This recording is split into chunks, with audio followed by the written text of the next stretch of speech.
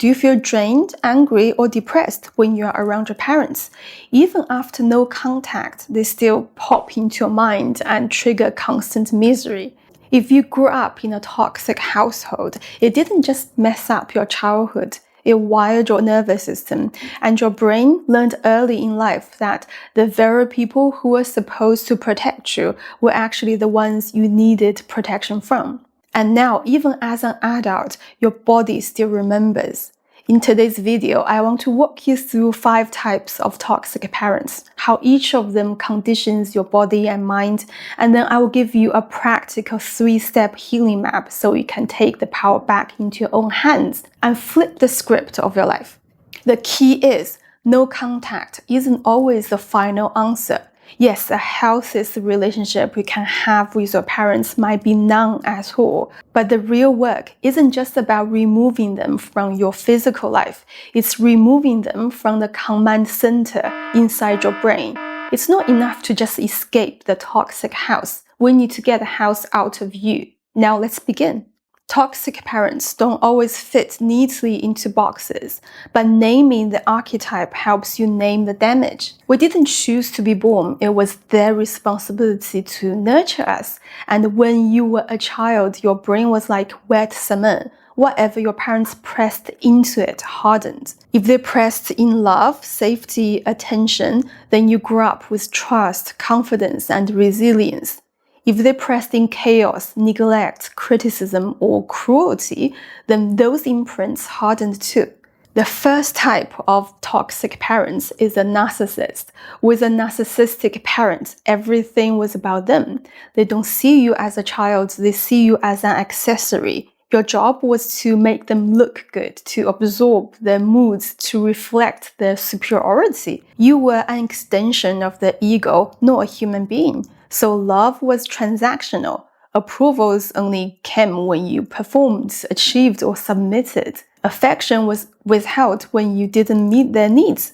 You grew up believing I only have value if I please others. And now you struggle to set boundaries and you attract toxic relationships like self-centered partners, exploitative bosses, manipulative friends, because the old script still runs in your life. The second type is a neglector.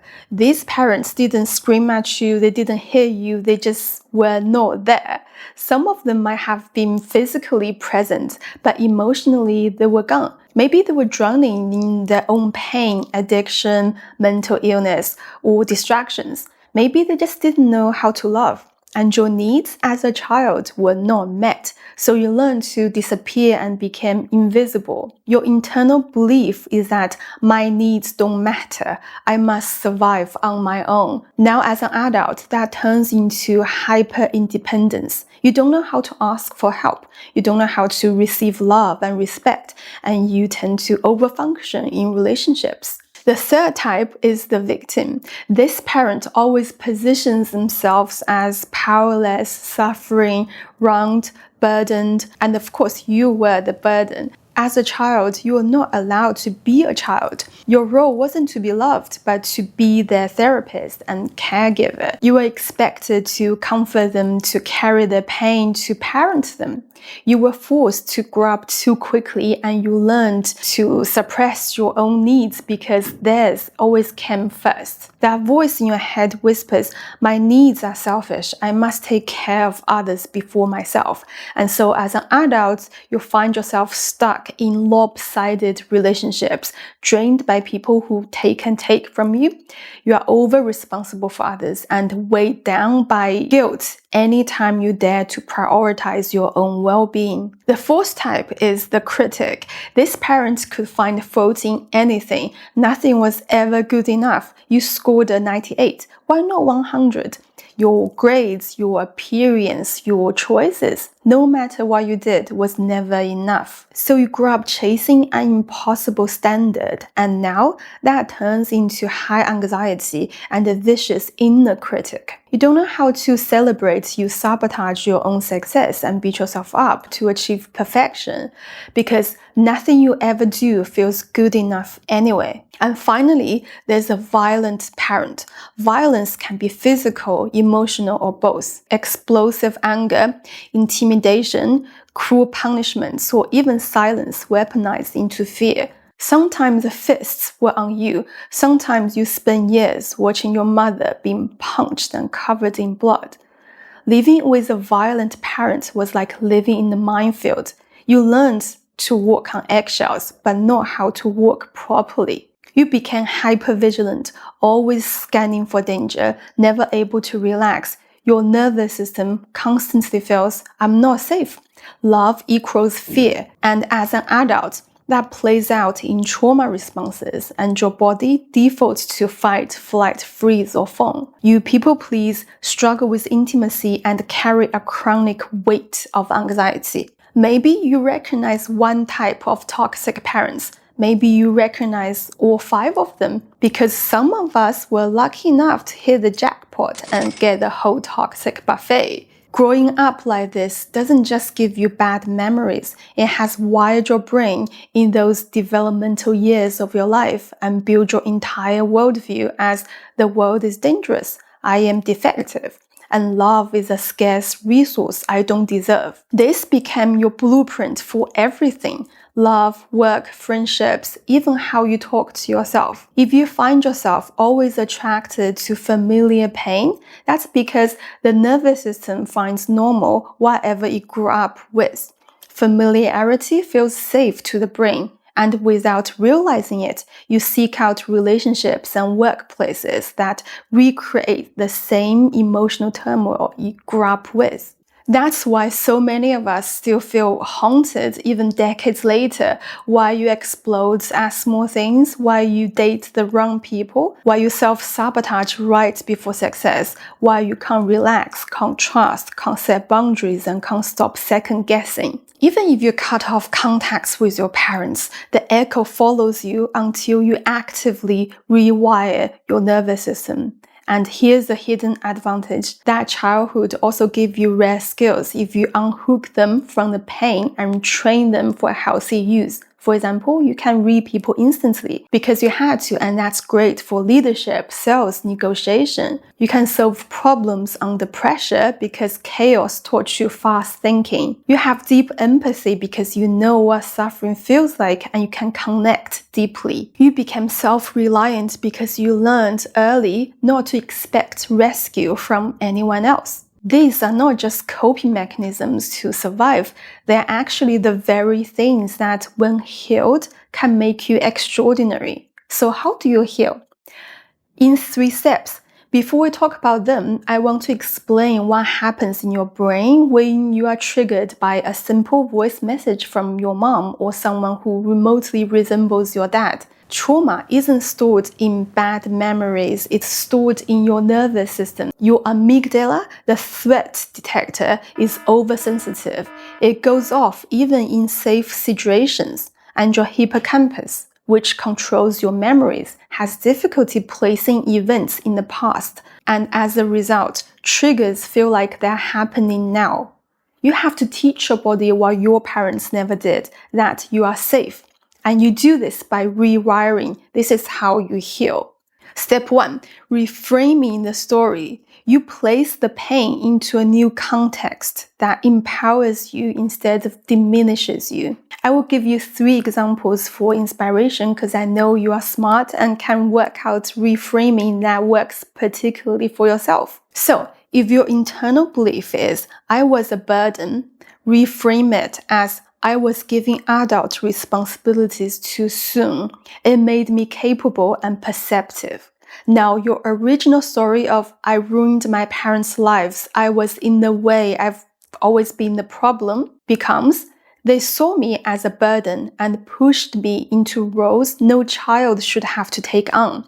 As a result, I became more aware of others, sensitive to dynamics, and able to pick up on hidden truths in any situation. Oh, that's a mouthful. Okay, if your internal belief is love equals rejection, reframe it as I understand relationships at a depth most people never have to. And your original story of everyone who should have loved me rejected me and left me, therefore I am unlovable, becomes I had brutal master classes in human psychology, and that means I can see manipulation, control, and false promises from miles away. And if your internal belief is, I was broken by my parents, reframe it to, I was forged by fire. And your original story of my childhood ruined me becomes my childhood shaped me like steel forged in fire. I learned to thrive in storms where others crumble. You see how they change your narrative and mindset. Now let's go to step 2. Rebuilding boundaries. If you grew up in abusive households, your boundary system was never allowed to develop properly. Your narcissist parents invaded your privacy, your emotions, your choices, and those taught you that you don't have the right to say no. Your neglectful parent ignored your needs, and that taught you your boundaries don't matter, that no one will respond anyway. The victim parent burdened you with their pain and made you responsible for their emotions. The critical parent shamed you and made you shrink your boundaries until you disappeared. The violent parent punished you for existing and made boundaries feel dangerous, even life-threatening. So by adulthood, you either let people walk all over you, or you are extremely guarded, letting no one in. Quite often, survivors of toxic parenting swim between the two, desperately long for connection, but terrified of being consumed. Now you can train yourself to build healthy boundaries, and sure, you don't need to practice with your parents. Start small, like saying to a friend, I can't talk right now, or to a coworker, this falls outside of my scope of responsibility. These acts retrain your brain that boundaries don't equal catastrophe. Now, if you feel guilty for setting a boundary, it probably means it's the right one you should set. When you begin setting boundaries, people who are used to exploiting you will push back. They will accuse you of being selfish, cold, or too much. This doesn't mean you are wrong. It means the system is recalibrating. As the saying goes, the first time you say no, you'll feel mean. The second time, you'll feel strong. The third time, you'll feel free. And step 3 is repurposing the pain. It's about direction, taking the energy of your suffering and redirecting it into fuel for growth, ambition, and creativity. Reframing at step 1 is internal. You change how you interpret the experience and change the narrative inside your mind. Repurposing at the final step is external. You change the actions you take in the world. The same childhood that gave you scars also gave you superpowers. Look at Oprah Winfrey, Coco Chanel, Steve Jobs, Elon Musk. People who survived toxic parents transformed trauma into some of the most influential art, leadership, empire, wisdom. I'm not saying we should see all of them as role models, but they didn't rise despite their suffering, they rose because of it. Pain gave them perspective, resilience, and most importantly, the drive to make a difference. That doesn't mean your suffering was worth it. It means it can be used, and that's where your freedom begins. You might have been raised by toxic parents, but you don't have to raise yourself into a toxic adult. Your experience is proof that you can survive the impossible and you can write your story with courage and strength. You will probably never have the parents you should have had. They will probably never give the apology you deserve. And the moment you stop waiting for that, you reclaim your power and free up energy to invest in the you that exists beyond them. You can finally vibrate at a high frequency instead of a low frequency of resentment, and you will start attracting high vibrational things into your life, such as love, joy, success, and wealth, because those are what you truly deserve. Thank you so much for watching this video. I'm sending you love and positive vibes wherever you are. Please take care, and until next time. Bye for now.